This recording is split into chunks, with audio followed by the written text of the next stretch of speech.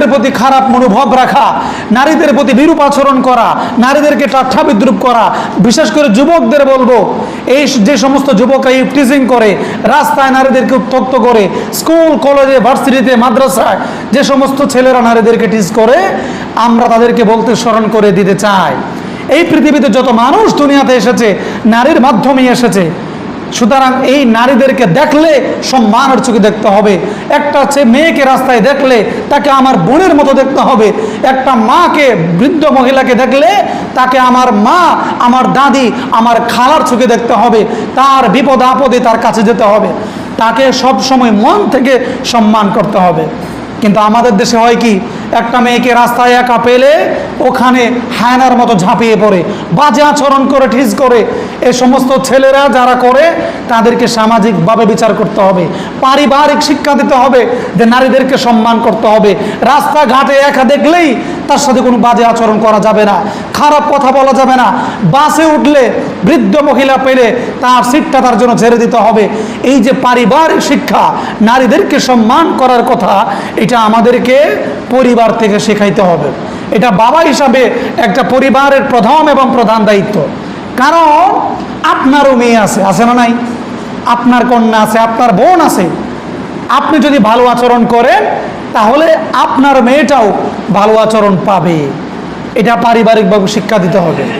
কোনো মেয়েকে কখনো কোনো ধরনের হ্যারাসমেন্ট করা যাবে না, কোনো মার সাথে ঝগড়া করা যাবে না, চাচির সাথে, খালার সাথে, রাস্তাঘাটে কোনো মানুষের সাথে, মহিলাদের সাথে খারাপ আচরণ করা যাবে না। এটাই হচ্ছে নারীদের সম্মান। তখন এই নারী নিজ থেকে ইসলাম অনুযায়ী চলবে, অথবা আপনাকে দেখলে সম্মানের সাথে তার জায়গাটা ছেড়ে দিবে। অনেক মহিলারা আছে, নারীরা আছে, দেখবেন আজান হলে যেখানেই থাকুক বেপরদা মহিলা মাথায় কাপড় দিয়ে দেয়, কি দেয় না? এটা সম্মান করে। মুরব্বীদেরকে দেখলে জায়গা ছেড়ে দেয়, এটা হচ্ছে মুরব্বীকে সম্মান করে। তো আমরা যদি নারীদেরকে সম্মান করি, তাদের সাথে রেসপেক্টফুল বিহেভ করি, তাহলে সেও আমাদের সাথে এরকম আচরণ করবে। মুহতারাম হাজির, যে কথা বলতেছিলাম, কুল্লুকুম রাইন ওয়া কুল্লুকুম মাসউলুন আন রাইয়াতিহি, প্রত্যেকটা মানুষ দায়িত্বশীল, আর প্রত্যেককেই তার দায়িত্ব সম্পর্কে জিজ্ঞাসা করা হবে। তার অধীনস্থ যারা আছে তাদের সাথে তার যে সম্পর্কটা, যে রিলেশনটা আছে, ওখানে সে কতটুকু কমিটমেন্টের সাথে তার দায়িত্ব সে বাস্তবায়ন করতে পেরেছে। একটা নারী, ছেলে, মেয়ে, বিশেষ করে আজকে যেহেতু নারীদের অধিকার নিয়ে কথা বলতেছে, প্রত্যেকটা নারী, বাচ্চা, ছেলে, মেয়ে, মাদ্রাসা, স্কুল, কলেজ, যেখানেই হোক তাকে শিক্ষা দিতে হবে। অনেকেই আছে মেয়ে বলে লেখাপড়া করায় না, অথবা কম করা না, বিয়ের আগ পর্যন্ত লেখাপড়া করাতে থাকে, মাদ্রাসায় হোক, স্কুলে হোক, কলেজে হোক। কারণ আপনি যদি আপনার মেয়েকে লেখাপড়া করান, তাহলে তার গর্বে যারা আসবে তারাও শিক্ষিত হবে। কেন হবে? সে তাদেরকে শেখাবে। যে বাবা শেখাইবে না? বলে বাবারা বেশিরভাগ সময় বাইরে থাকে। কি থাকে? হ্যাঁ, যদি মা শিক্ষিত হয় তাইলে আপনার কয়েকটা টিউশনের টাকা বেঁচে যাবে। কথা কোন ঠিক কিনা? এবং মাকে ভয় পাইতে হবে। অনেক ছেলেরা আছে মারে ভয় পায় না, বাবারে দেখলে ভয় পায়, আছে না নাই? হ্যাঁ, মা ফোন দিয়া বিদেশে বিচার দেয়, আর মা বসে থাকে, মারা একটু ভয় পায় না, আছে না নাই? বাবারে ভয় পাওয়ার চেয়ে কারে ভয় পাইতে হবে? মাকে ভয় পাইতে হবে। কারণ ছেলে বা মেয়ে জীবনের একটা বড় অংশ মার সাথে কাটায়। কার সাথে? মার সামনে থাকে। ছুটি হইলে বাড়িতে আসে, বাবা তো মাসে একদিন আসে, অথবা 5 বছরও 6 বছরে একবার দেখা হয়। আর একটু বড় হয়ে গেলে ছেলে যখন জানে যে বাবা বিদেশে আছে, যে বাবা তো আর আমার বিদেশ থেকে মারতো না। এই জন্য মাকে শিক্ষা দিতে হবে। মা শিক্ষিত হলে এই ছেলে শিক্ষিত হবে, টিউশন লাগবে না, প্রাইভেট লাগবে না। প্রাইমারি স্কুলে কি পড়াটা দিছে, হাই স্কুলে কি পড়া দিছে, আসার পরে মাকে বলতে হবে যে আজকে এটা পড়াইছে। 3 দিন পরেও মা জিজ্ঞেস করতে পারবে যে এটা 3 দিন আগের পড়া কি শিখছ? যদি না শিখে তাহলে বিচার করবে, এবং তাকে সর্বোচ্চ অথরিটি দিয়ে দিতে হবে শাসন করার। আর যদি মা শাসন না মানে, তখন বাবা আরো উল্টা শাসন করবে। কাকে?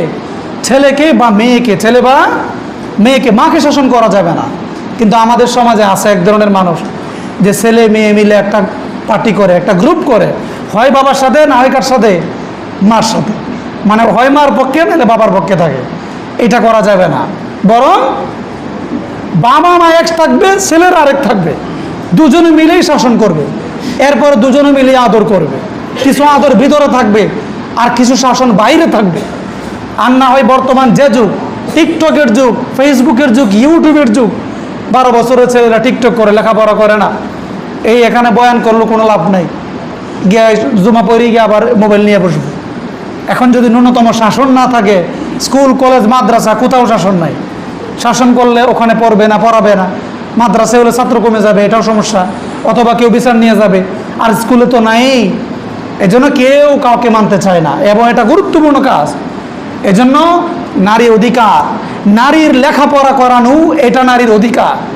বাচ্চাদেরকে স্কুল কলেজ যেখানেই পড়া, মাদ্রাসা যেখানেই পড়া, তাকে শিক্ষিত বানালে তার গর্বে সুশিক্ষা, ভালো ছেলে সন্তান দুনিয়াতে আসবে, ছেলে বা যে মেয়ে যেই হোক। আর যদি মা অশিক্ষিত হয়, নেপোলিয়ন বলেছিলেন যে আমাকে একজন শিক্ষিত মা দাও, আমি তোমাদেরকে একটা শিক্ষিত জাতি উপহার দেব। যে এলাকায় যে ঘরে মা অশিক্ষিত, ওখানের ছেলে মেয়েদেরকে পড়াইতে একটু কষ্ট হয়, টাকা পয়সা বেশি খরচ করতে হয়। মোহতারাম হাজিরিন, নারীদের অধিকার কি কি? তাদের সম্পদের হক তাদেরকে দিয়ে দেওয়া, তাদেরকে তাদের বয়স বিয়ের আগ পর্যন্ত লেখাপড়া করানো, যথাসম্ভব যতটুকু সম্ভব। রাস্তাঘাটে নারীদের সাথে ভালো আচরণ করা, মুরব্বীদের নারীদেরকে সম্মানের চোখে দেখা। তারপরে সম্মানের আচরণ তো সবসময়, মা হিসাবে, বোন হিসাবে, স্ত্রী হিসাবে, কন্যা হিসাবে যে সমস্ত কথাগুলো বললাম, এই সবগুলো নিজের জীবনে আমলের সাথে বাস্তবায়ন করতে হবে। এটা পরিবার থেকে শিক্ষা দিতে হবে যে কখন আমি কার সাথে কী আচরণ করবো, এলাকার একজন মুরব্বীর সাথে কীভাবে কথা বলবো, এলাকার একজন মুরব্বী মার সাথে, রাস্তাঘাট নারীদের সাথে দেখা হলে কীভাবে আচরণ করব। এগুলো পরিবার থেকে শিক্ষা দিতে হবে। পারিবারিক শিক্ষাটা এটা অনেক গুরুত্বপূর্ণ। লেখাপড়ার পাশাপাশি পরিবার থেকে এগুলো শিক্ষা দিতে হবে। আল্লাহ তাআলা আমাদেরকে নারীদেরকে সম্মান মর্যাদা দেওয়া এবং প্রত্যেকের দায়িত্বশীল জায়গা থেকে দায়িত্ব আদায় করা তৌফিক দান করো, সকলে বলেন আমিন। যারা সুন্নাত পড়ানো, যারা